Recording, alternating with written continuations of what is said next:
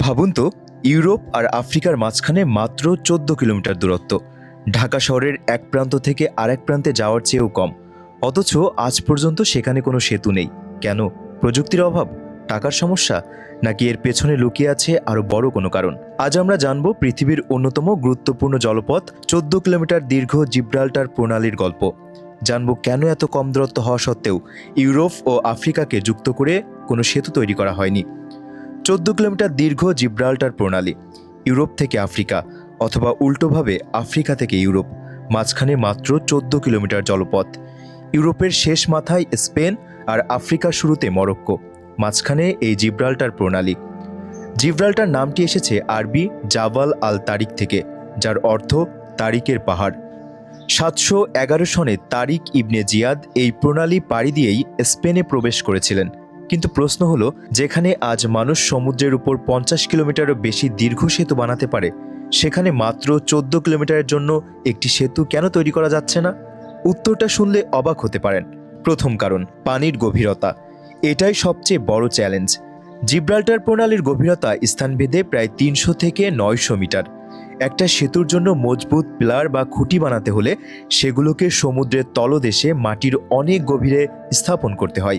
এত গভীরে পিলার স্থাপন করা বর্তমান প্রযুক্তিতে অত্যন্ত কঠিন এবং ব্যয়বহুল। দ্বিতীয় কারণ, এই জায়গায় ভূতাত্ত্বিক গঠন ও ভূমিকম্পের ঝুঁকি। জিব্রাল্টার প্রণালী এমন এক জায়গায় অবস্থিত যেখানে দুটি বিশাল টেকটনিক প্লেট, ইউরেশিয়ান প্লেট এবং আফ্রিকান প্লেট একসঙ্গে মিশেছে। এই দুটি প্লেট পরস্পরকে ধাক্কা দিচ্ছে নিয়মিতই, ফলে এলাকাটি ভূমিকম্প প্রবণ। অর্থাৎ এখানে সেতু নির্মাণ করলে সামান্য ভূমিকম্পে তা ভেঙে পড়ার বড় ঝুঁকি থাকবে। তৃতীয় কারণ, প্রচণ্ড স্রোত এবং বাতাস। যেহেতু আটলান্টিক মহাসাগর এবং ভূমধ্য সাগর এখানে একসঙ্গে মিশেছে, তাই পানির নিচে প্রচণ্ড শক্তিশালী স্রোত তৈরি হয়। একদিকে আটলান্টিকের ঠান্ডা পানি ভূমধ্য সাগরে প্রবেশ করে, আবার ভূমধ্য সাগরের উষ্ণ পানি বেরিয়ে যায় আটলান্টিকের দিকে।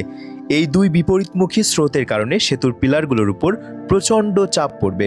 শুধু উষ্ণ ও শীতল পানি নয়, বিপরীতমুখী বায়ুস্রোতও বয়ে যাচ্ছে এখানে নিরবধি। এর একটির নাম লেভান্তে। উষ্ণ শুষ্ক এই বায়ু পূর্বের ভূমধ্য সাগরের দিক থেকে আসে, আর পশ্চিমে আটলান্টিকের দিক থেকে আসে পনিয়েন্তে নামে শীতল আর্দ্র বাতাস। এই দুই বিপরীতমুখী প্রবল বাতাসের স্রোত সেতুর কাঠামোকে নিয়মিতই চ্যালেঞ্জ জানাবে। বুঝতেই তো পারছেন। এসব মিলে বহুবার এই অঞ্চলে সেতু নির্মাণ প্রকল্প হাতে নেওয়া হলেও তা বাতিল করতে হয়েছে। প্রথম ১৯৭৯ সালে স্পেন ও মরক্কো এই জলপথে সেতু নির্মাণের সম্ভাবনা নিয়ে যৌথ কমিটি গঠন করে। এর সূত্র ধরে পরে হাতে নেওয়া হয় ইউরোমেড ট্রানজিট প্রজেক্ট। এগুলো শেষ পর্যন্ত আসার মুখ দেখেনি। বর্তমানে দুই দেশ এখানে পানির নিচ দিয়ে টানেল বানানোর পরিকল্পনা করছে। সেটাও কতটা সফল হবে তা এখনই বলার উপায় নেই। এবারে একটা মজার তথ্য দিয়ে শেষ করি। আমাদের পদ্মা নদীর সর্বোচ্চ গভীরতা প্রায় ১৫৭১ ফুট এবং গড় গভীরতা ৯৬৮ ফুট পর্যন্ত। অবশ্যই এটি নদী।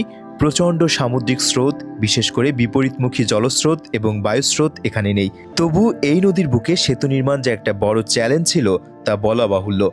আমাদের দেশের প্রকৌশলীরা এরকম চমৎকার একটি কাজ করেছেন যা সত্যিই অনুপ্রেরণাদায়ক।